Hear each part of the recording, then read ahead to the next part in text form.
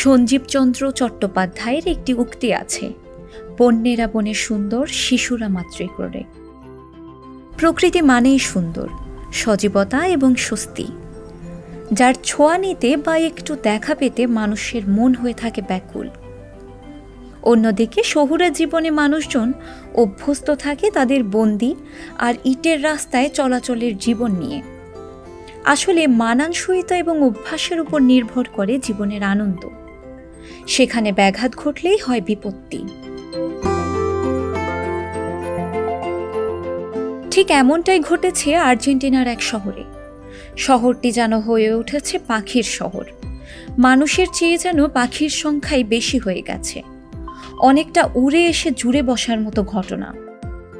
টিয়া পাখি সমস্যা তৈরি করেছে পূর্ব আটলান্টিক উপকূলের কাছের শহর হিলারিও আসকাসুবিতে। জনজীবন দুর্বিষহ করে রেখেছে উড়ে আসা হাজার হাজার পাখি। পাহাড় থেকে উড়ে আসছে অসংখ্য টিয়া। লাল, হলুদ, সবুজ রঙের টিয়াগুলো দেখতে খুব সুন্দর হলেও একের পর এক আক্রমণ করে তৈরি করছে নতুন নতুন সমস্যা। পাখিগুলো শহরের বৈদ্যুতিক তার কামড়াচ্ছে, যে কারণে হচ্ছে বিদ্যুৎ বিভ্রাট। শহরে ছড়িয়ে আছে পাখির মল, অনবরত চিৎকার করে বাসিন্দাদের করে তুলছে চরম বিরক্ত। সব মিলিয়ে এক প্রকার বিপাকেই আছে স্থানীয় বাসিন্দারা। কোনো উপায় না পেয়ে বিকট শব্দ করে বা লেজার লাইট দিয়ে পাখিগুলোকে ভয় দেখিয়ে তাড়ানোর চেষ্টা করেন তারা, কিন্তু এতেও তেমন কোনো কাজ হয় না। স্থানীয় সাংবাদিক রাম এন আলভারেজ বলেন, টিয়াগুলো বৈদ্যুতিক তার কামড়ে ক্ষতি করে। এরপর যখন বৃষ্টি হয়, ছেঁড়া ফাটা তারের ভেতরে পানি ঢোকে, বিদ্যুৎ সংযোগ বিচ্ছিন্ন হয়ে যায়। টিয়ার কারণে প্রতিনিয়ত খরচ বাড়ছে, আমাদের জন্য সমস্যা তৈরি করছে।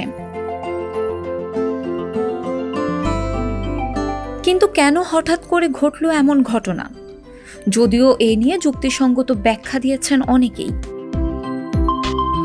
জীববিজ্ঞানীদের মতে আশেপাশের পাহাড়ে বন উজাড় হয়ে যাওয়ার কারণে টিয়ার ঝাঁক লোকালয়ে চলে আসছে। তারা মূলত আসছে আশ্রয় নিতে। জীববিজ্ঞানী ডায়ানা লেরা বলেন, পাহাড়ি ঢালগুলো সাফ হয়ে যাচ্ছে, যে কারণে খাবার, পানি ও আশ্রয়ের খোঁজে শহরের কাছাকাছি চলে আসছে পাখিগুলো।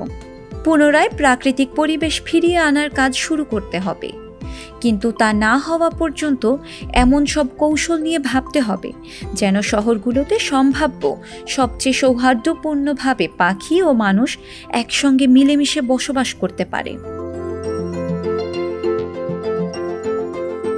আর্জেন্টিনায় বনভূমি ধীরে ধীরে হারিয়ে যাচ্ছে। আগে হিলারিও আসকাসুবিতে টিয়া পাখি শরৎ থেকে শীতকাল পর্যন্ত শহরে আশ্রয় নিত, কিন্তু বনে আশ্রয় না পেয়ে অসময়ে শহরে এসে এখন সেগুলো দাঁড়িয়েছে যন্ত্রণার কারণ হয়ে। শিলা ইসলাম, সংবাদ প্রকাশ। সংবাদ, ফিচার ও অনুষ্ঠানের জন্য ভিজিট করুন সংবাদ প্রকাশের ওয়েবসাইট এবং যুক্ত থাকুন ফেসবুক পেজ ও ইউটিউব চ্যানেলের সঙ্গে।